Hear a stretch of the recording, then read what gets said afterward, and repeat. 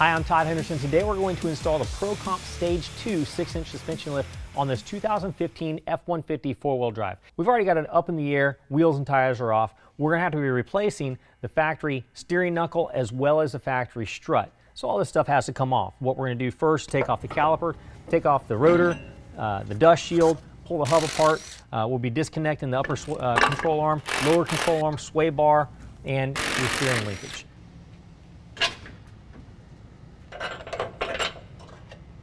Okay, so we went ahead, we removed the lower control arm, we pulled out the factory strut, we pulled out the steering knuckle, took all the caliper and everything apart. All right, next we're going to go ahead and mark the drive shaft, disconnect it from the differential, and then we're going to go ahead and remove the rear cross member. Now we're going to go ahead and remove the differential. There's 3 locations where the differential is mounted to the truck. Okay, so this is the rear cross member mount where we just remove our rear cross member. In order for the new cross member to go on, we're actually going to have to remove some of this material. So what we're going to do, according to the instructions, we go from this oval hole, we measure up to 11/16 and we make a mark. We're going to do that on both sides of the driver's side mount and go ahead and cut that off.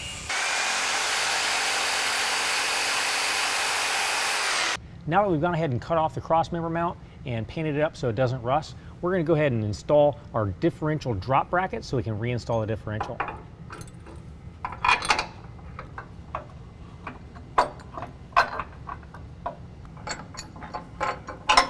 Here's our differential hose extension. We're going to install that.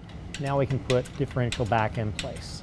Now that we've got the differential installed loosely, we're going to go ahead and loosely install the rear cross member as well as the front cross member. Then we can go ahead and test the A-arms. All right, so now we're going to install the rear cross member brace bracket. All you do there is you're going to line it up to the cross member here on the driver's side.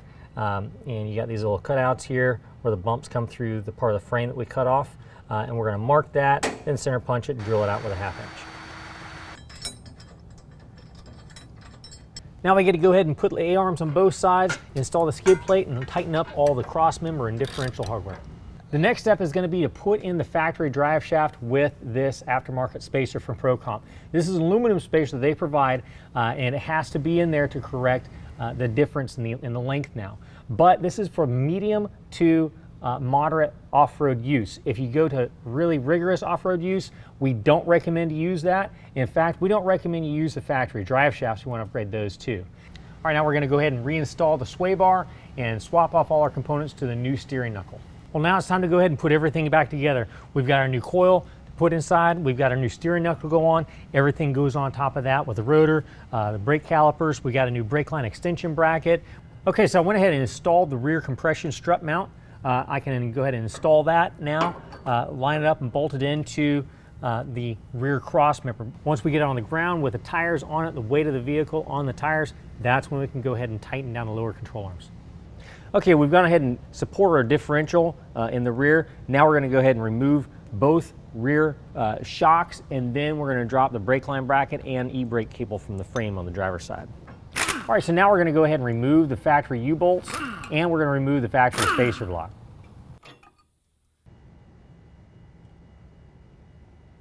All right, now we're going to go ahead and put on both rear spacer blocks, throw the new U-bolts, and lift it back up into place.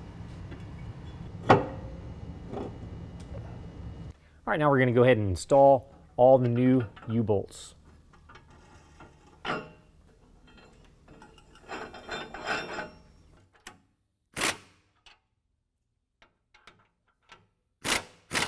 All right, now we're going to go ahead and put both of our Pro Runner rear shocks in place.